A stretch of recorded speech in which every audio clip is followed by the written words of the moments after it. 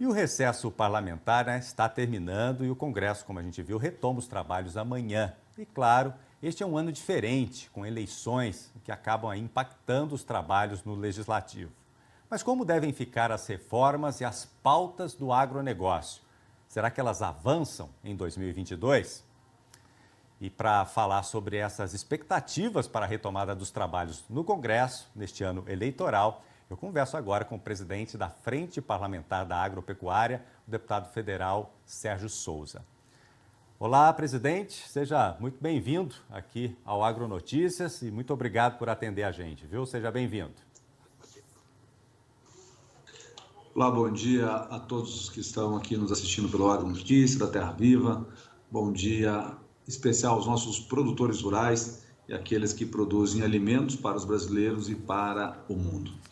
Perfeito. Presidente, os trabalhos do Legislativo voltam oficialmente amanhã, né, mesmo que de forma aí remota, em função da Covid-19. E qual a expectativa do senhor aí, né, para a volta aí dos trabalhos? Veja, nós caminhamos muito nos últimos anos em pautas importantes para o setor produtivo, sempre imaginando de que não é um projeto para, por exemplo, dos defensivos agropecuários, isso vai resolver o problema. Não, tem toda uma série de projetos que envolve, que cria um arcabouço de legislativo que vai nos dar segurança jurídica e vai nos dar, com toda certeza, uma agilidade para diminuir a burocracia e reduzir o custo de produção. Essa é a nossa meta, redução de custo de produção. Nós caminhamos na Câmara dos Deputados em projetos como licenciamento ambiental, regularização fundiária, autocontrole, e estes projetos estão no Senado e passam a ser a nossa pauta prioritária no Senado, e nós temos ainda na Câmara dos Deputados projetos como a questão dos defensivos agropecuários, devemos votar aí agora nesse primeiro semestre. Nós temos também a questão do marco legal dos fertilizantes, nós temos a questão da modernização de algumas partes do Código Florestal, que também tramita na Câmara dos Deputados. Tem o PL 490, que trata sobre a regulamentação de demarcação de terras indígenas, garantindo e dando segurança ao indígena e também ao produtor rural. Então, nós temos aí uma série de pautas no Congresso Nacional para tramitar prioritariamente agora, neste primeiro semestre. Agora, deputado, a gente sabe, né, que esse é um ano eleitoral e que isso muda muito aí a rotina da Câmara também, né, para aprovação dos projetos, né, com as eleições aí chegando agora. Como que a bancada acompanha, né, esses vários cenários que ainda estão se formando para a disputa presidencial, né? E quais demandas, né, do agro serão apresentadas aí para esses candidatos, hein? Veja só, a Frente Parlamentar Agropecuária, ela é suprapartidária, então ela tem deputados e senadores de todos os partidos. E muitos partidos terão presidenciáveis. É lógico que a Frente Parlamentar Agropecuária é uma frente ideológica mais de centro-direita, mas ela tem a responsabilidade de ouvir a todos. E nós aqui, quando defendemos a produção agropecuária, o produtor rural, nós não olhamos a sua ideologia. A tendência é nós fazermos uma pauta mais do Congresso, focarmos agora, nesse primeiro semestre, mais numa pauta do Congresso, e no segundo semestre nós abrirmos uma agenda da Frente Parlamentar Agropecuária para ouvir os presidenciáveis. Ali já teremos nomes já definidos, mesmo no período de convenções, antes das convenções, mas a ideia é ouvirmos os presidenciáveis sobre as pautas do agronegócio. Queremos ouvir o que os presidenciáveis têm, entendem e oferecem para a agricultura brasileira, a agropecuária brasileira, e quais seriam as suas propostas. Agora, o senhor acredita que o ano eleitoral ele pode prejudicar, né, de alguma forma aí, os avanços dessas pautas, não? Veja, Vinícius, o ano eleitoral, eu diria que é o ano mais importante para todos os setores, porque é o momento em que você tem a oportunidade de debater profundamente os temas que interessam ao setor ao nosso setor, inclusive com os candidatos, sugerindo a eles para que coloquem nos seus planos de trabalho, nas suas propostas, plataforma de governo, plataforma de campanha, coloque como soluções de programas para o futuro. Então, hoje, se você pegar como é que funciona o sistema normativo brasileiro para as eleições, ele quer dizer o seguinte, que você não vota na pessoa, que você vota na proposta oferecida pela pessoa, naquele plano de governo. Então, se nós conseguirmos colocar nos planos de governo dos presidenciáveis as nossas ideias, isso faz com que elas venham a andar nos próximos anos de maneira mais... com a maneira que onde tenhamos aí uma resolutividade maior, porque a proposta aprovada nas urnas pelo cidadão brasileiro, ela terá que voltar ao Congresso na forma de projeto de lei, que é o PPA, e ali a gente trabalha também, depois a gente trabalha na LDO, na lei orçamentária. A ideia é colocar para os presidenciáveis as principais pautas do setor produtivo da agropecuária brasileira e fazer com que os presidenciáveis coloquem dentro dos seus programas. Então, pode atrapalhar um pouco na tramitação no Congresso Nacional de um projeto ou outro? Claro que pode, mas também tem o lado positivo, o ano da eleição. Longo trabalho aí pela frente, né? Agora, presidente, há um ano, né, quando o senhor assumiu aí a presidência da Frente Parlamentar da Agropecuária, o senhor apontou assim algumas prioridades para o setor, né? A questão da regularização fundiária, o licenciamento ambiental, também a nova lei de defensivos agrícolas. Houve um avanço aí com relação a essas pautas? Que balanço que o senhor faz durante esse um ano?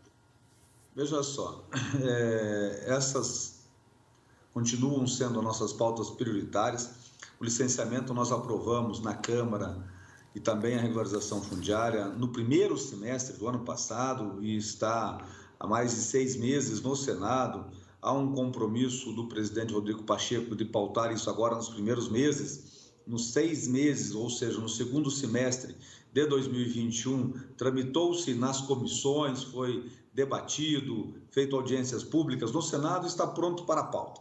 Textos estão redondos, devemos ter aí nos próximas semanas, próximos meses, a votação no Senado Federal.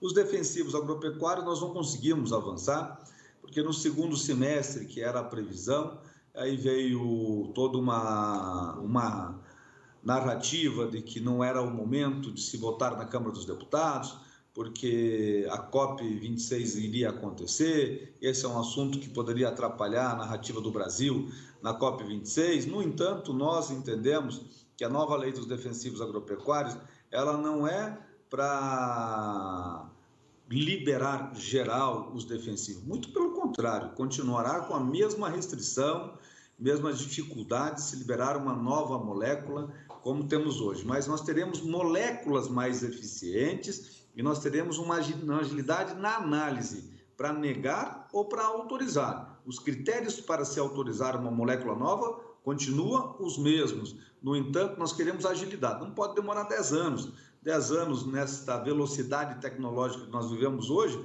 é uma eternidade.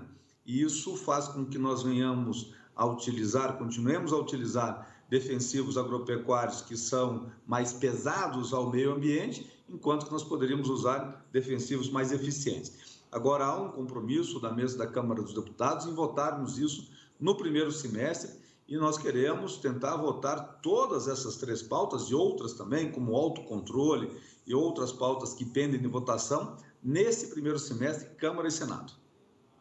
De terminar também a nossa conversa, mudando um pouquinho de assunto e aproveitando a situação atual que o agronegócio vem passando, né? Nós começamos o ano com muitas perdas, né, para o agro, né, causadas aí pelas questões climáticas, principalmente, essas questões adversas, né? A estiagem, por exemplo, trouxe prejuízos, né, de mais de 47 bilhões de reais, com os levantamentos feitos aí pelas secretarias estaduais do Rio Grande do Sul, de Santa Catarina, Paraná e também Mato Grosso do Sul. O senhor esteve nessas regiões com a ministra Tereza Cristina, né? Qual o impacto para o setor e qual é a palavra que o senhor traz para esses produtores rurais também de apoio nesse momento? Vinícius, o primeiro ponto é de que nós, na Frente Parlamentar Agropecuária, junto ao governo do presidente Jair Bolsonaro, a ministra Tereza Cristina, estamos buscando todas as medidas possíveis para minimizar o sofrimento do produtor. Na agilidade da análise pelas seguradoras, para a liberação da área para o produtor rural plantar a safrinha, na busca de soluções de prorrogação das dívidas como de investimento, novas linhas de crédito para que o produtor suporte a escassez de crédito nesse momento. Lógico que com relação à escassez hídrica, um pouco há do que se fazer, né? Nós, infelizmente, os efeitos aí, Laninha e El Ninho, têm castigado o Brasil sazonalmente em algumas regiões nos últimos anos, mas as perdas são significativas.